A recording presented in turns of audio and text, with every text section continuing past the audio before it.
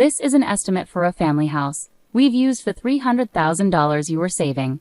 What? Wait. Did you already spend that money? Be grateful we used it well. It's your fault for hiding it. Did you guys even check the name on the account? My name is Laura, and I'm a 35-year-old office worker.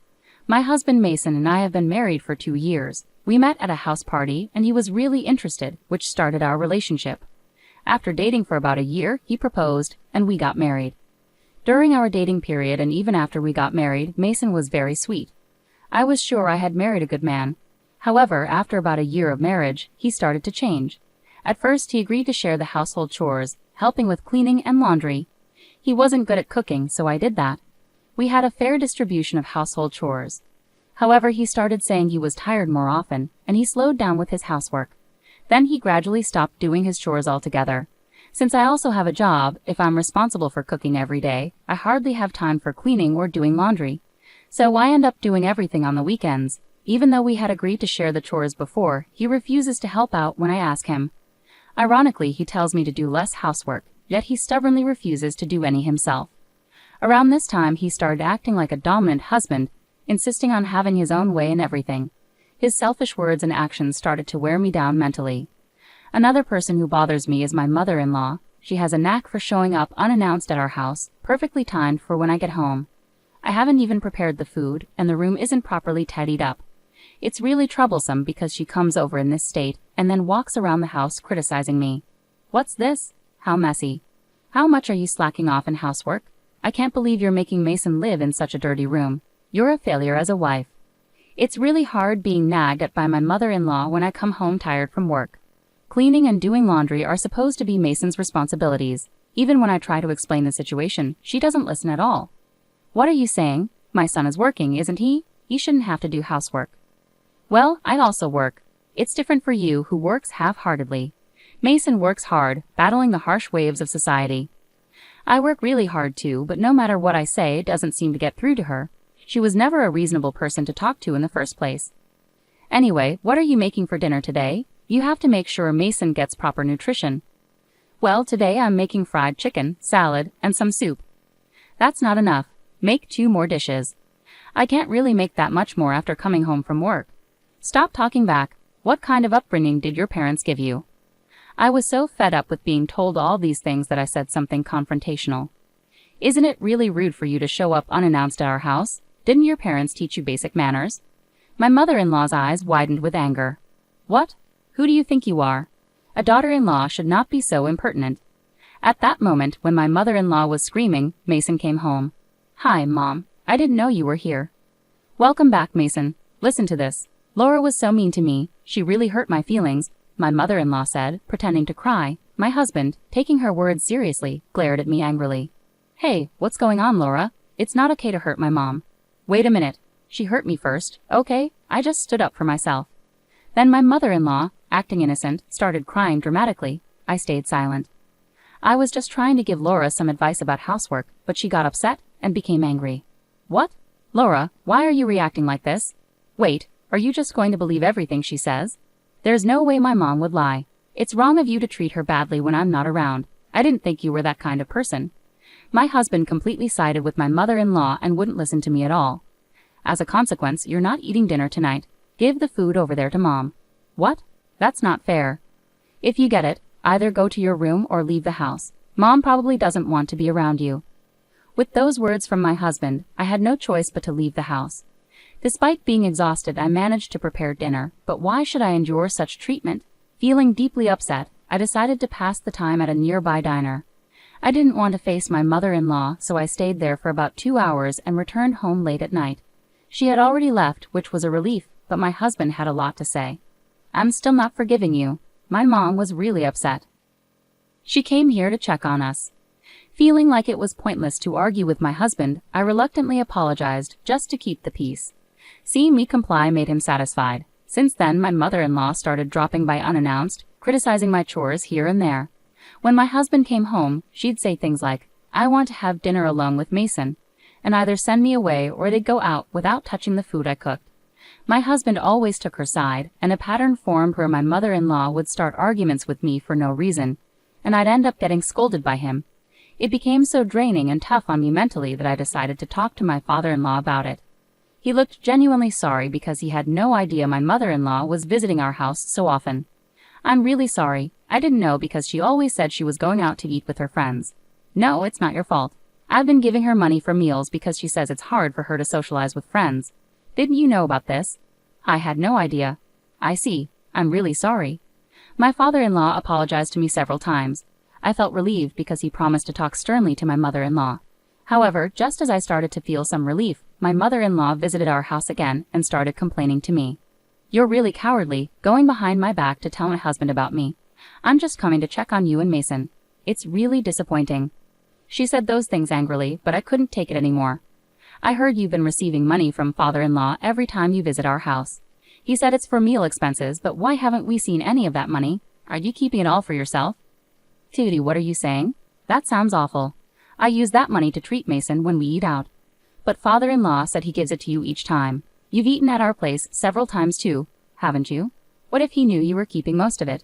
You're such a troublesome daughter-in-law. Are you trying to make things difficult for me? I'm the one who's troubled here. Please don't come over so often." "Shut up. I'm just visiting my son's house. I'm not here to see you." With that, my mother-in-law flopped down onto the sofa. "I don't want to see your face. I'll be here until Mason comes back, so please go somewhere else." Completely fed up, I didn't want to deal with her anymore. I decided to stay in my room. Later, my husband came home and started chatting cheerfully with her in the living room. Not wanting to hear their complaints, I quietly slipped out while they were talking and went to a diner. I returned home about 3 hours later. My husband was already asleep, and my mother-in-law had left, so it was peaceful. I went back to my room. That's when I noticed something was wrong. I checked my closet and realized my favorite branded purse was missing. I immediately suspected my mother-in-law. She must have taken the chance to sneak into my room and steal it while I was out. Unbelievable. I talked to my father-in-law right away. He was shocked. "Really? I can't believe she'd do something like that." At first he was skeptical, but when I showed him a photo of when I bought the purse and gave him the serial number I had kept, he agreed to investigate while my mother-in-law was away. "I'm so sorry for my wife's behavior, Laura," he apologized sincerely. We met at a cafe where he returned the purse and apologized repeatedly. "I really don't know what to do about those two. I need to find a way to teach them a lesson." After saying that, my father-in-law seemed to have an idea. I was surprised to hear the plan he proposed.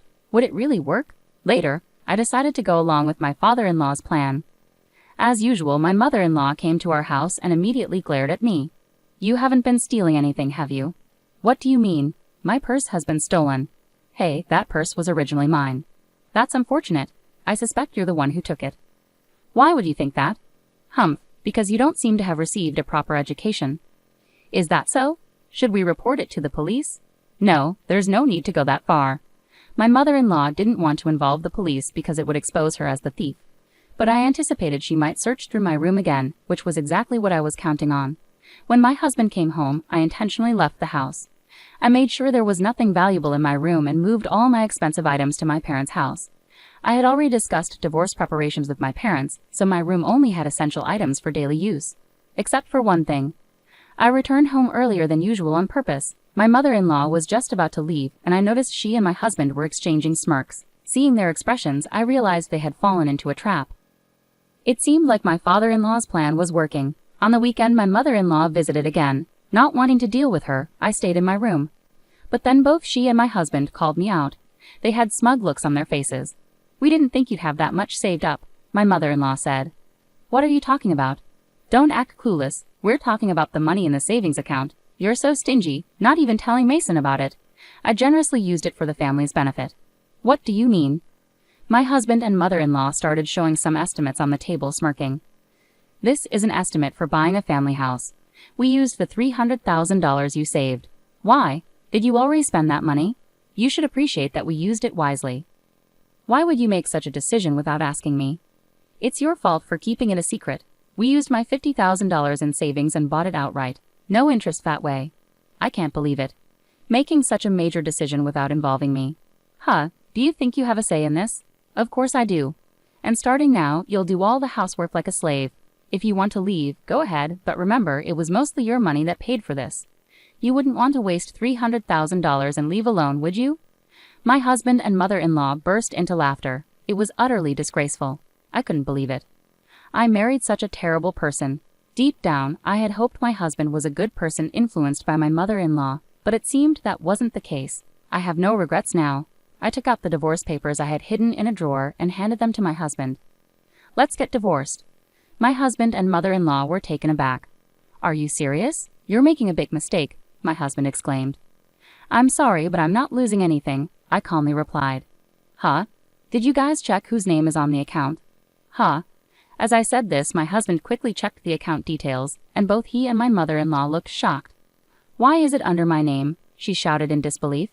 Hey, what's going on, Laura? Did you steal my mom's bank book? Please don't say such things. I was entrusted with it by my father-in-law. But they didn't believe me, even as I tried to explain. Stop with the lies. That can't be true. That's right, you thieves. We'll take you to the cops. As soon as they realized they were in trouble, their attitude changed. It was despicable. Feel free to involve the police. I'll show them the footage from the security cameras I installed in my room. It clearly captures both of you breaking into my safe and taking things. They paled at my words. But you're also guilty of taking my mom's bank book. That's right. You're going down with us. As they shouted accusations, my father-in-law arrived. When my husband called me into the living room, I had texted my father-in-law. Dad, listen. Laura stole my mom's bank book.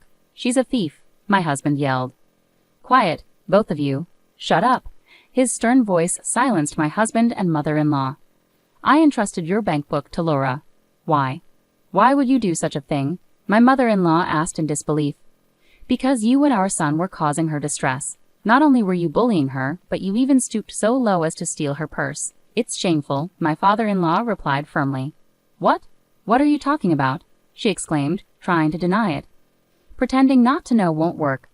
I returned that purse to Laura, my father-in-law stated, revealing everything to her. My mother-in-law was visibly shocked, realizing that her actions had been exposed to my father-in-law. But why would you trust the bank book to Laura? She asked, bewildered. If you're the kind of person who would thoughtlessly steal your daughter-in-law's purse, then you would definitely try to access a safe if you found one. It was a test I set to see your true intentions. I never expected you to go as far as buying a whole house, my father-in-law explained, sounding astonished. I transferred that $300,000 to you because I intended it to be part of our divorce settlement, he continued, his tone cold. Knowing your spending habits, I was concerned you would waste it, so I even considered having Laura safeguard it until everything was finalized. My mother-in-law went pale, realizing the implications of his words. What? Divorce? I've had enough. You've gone too far. From now on you can live however you want on your own. Wait a moment. That means I've used up all the money you gave me in the divorce settlement. That's right, but you brought this upon yourself. I've divided our assets as agreed. I won't give you another penny. But what will I do if I'm left with nothing after the divorce? You still have the house, so you'll manage, he replied coldly, ignoring her pleas and handing her the divorce papers. My husband stood there in shock, mouth agape. I handed him the divorce papers as well. Why are you hesitating? Fill it out quickly. Is this really happening? Are we getting divorced too? Absolutely. And just so you know, I will be making claims against you. What? I've been recording the numerous verbal abuses you and your mom have directed at me. I consulted with a lawyer, and it turns out I can claim damages for emotional distress due to your harassment. No way. Also, I know about your affair. What? I've received evidence photos from a detective agency, so I'll also be claiming damages for your infidelity. The lawyer says it should amount to about $50,000 from you. But hold on, I don't have any savings left because I used $50,000 to buy a house. We can arrange for installment payments, so that should work out, right? And so my divorce from my husband was settled smoothly with the help of my lawyer. I successfully received damages as compensation. It turned out my father-in-law also parted ways with my mother-in-law. My husband and mother-in-law had hastily used what they mistakenly believed was my money to build a house, depleting all their savings. They considered selling the house later on, but its value had dropped significantly, leading to a substantial loss if they were to sell it. My mother-in-law, not yet eligible for retirement benefits, had to take up part-time work to make ends meet despite living in a grand house. My ex-husband faced a pay cut and was transferred to a rural area after his affair was exposed at work. Despite finally purchasing a home, he now lives in a modest company apartment and pays damages. Meanwhile, I have financial stability thanks to the savings I diligently accumulated since my single days. I'm considering continuing to save and exploring investment opportunities to grow my wealth further. At the moment, I'm content without being in a romantic relationship and focused on my own financial independence and well-being.